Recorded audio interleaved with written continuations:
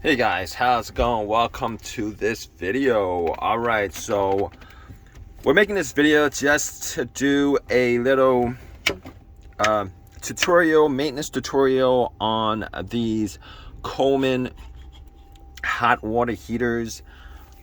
I know they're discontinued, they've been around for a while, but there is a huge fan base. I think there's a huge fan base on these water heaters, and I am a fan of these because of I think these are like the best water heaters around. You could probably still get them used on eBay for around $120. If you know how to take care of them and maintain them, they're so much better than any of the crap that's out there, particularly the water heaters that you can find on the market for 80 to 100 125 150 bucks. You guys know which ones I'm talking about because I actually did videos on them. But I just want to talk about maintenance of these, and there's really not too much that I could actually talk about as far as having to service this, because I've had this since, I don't know, for the last 10 years. The only things that I've had to service, and I don't even think I need to actually service this, is this spinner. It reads the pressure of the water going through the system. If there's not enough pressure, it shuts it off, because it keeps it from getting hotter and hotter because there's no water going through the system. It's a safety feature. But to be honest with you, if you guys actually have this, you guys try to turn it on, it clicks and it doesn't turn on, and you gotta turn it off, turn it on, it clicks. Sometimes it turns on for a few seconds and then it turns back off. I gotta be honest with you, a lot of times it's not this part. If it is this part, you can get it on eBay pretty inexpensively. It's a generalized part, but to be honest with you, 99% of the time it's just the water pressure. It needs a certain amount of water pressure to have the computer, this is the computer unit, read that there's enough sufficient water pressure going into the system to keep it going. So 99% of the time this won't be the issue, but if it is the issue, it's a very, very easy swap out. So that's number one. Number two is, if you ever got an issue where it heats up for maybe about 2 minutes and then it cuts itself off, or it doesn't heat up it doesn't heat up good. It doesn't heat up to a certain temperature. So you have it set up to the highest temperature and it only heats up to maybe a lukewarm temperature. What you guys want to do is, and this is easy, this is the heating element. So propane, it gets fed into this tube, it goes into this heating element, and what happens is, this is the electronic fire up.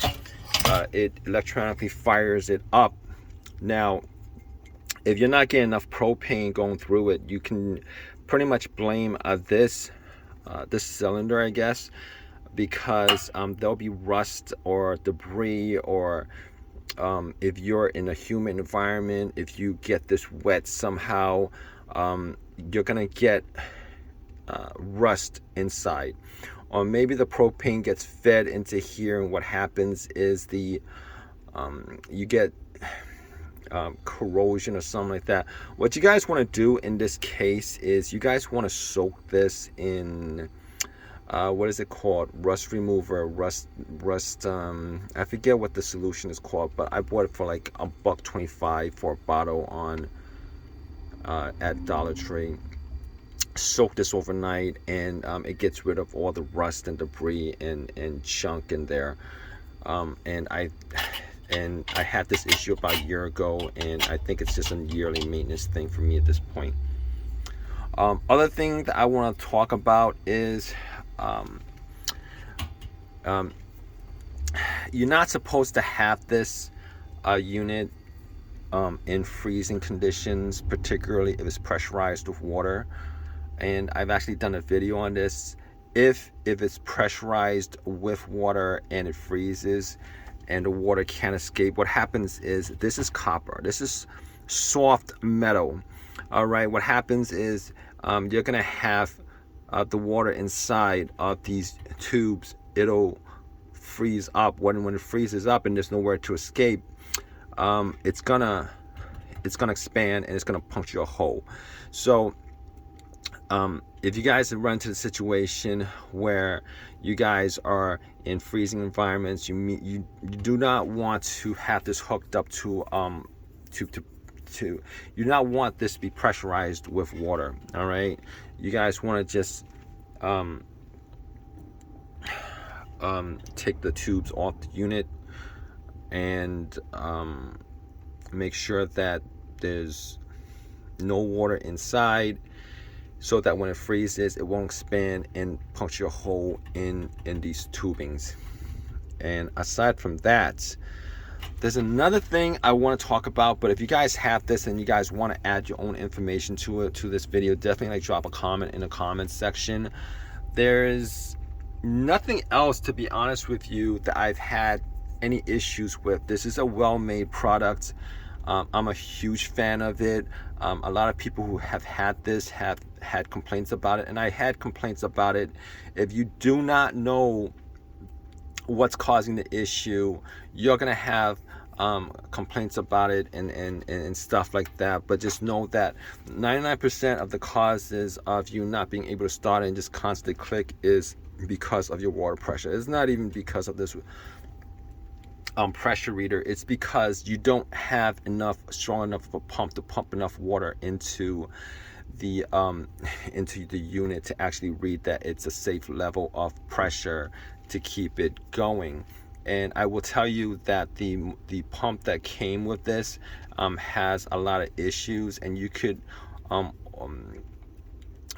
change up the pump. You could, if you know anything about plumbing, you could change up that pump to a stronger pump, and you will have probably 99% no issues with this unit, aside from maybe maintenance on the heating mechanism on maybe a yearly basis. But aside from that, it's a great unit. They've been discontinued, probably because a lot of people just don't know what causes their issue, probably because the pump wasn't really a great pump.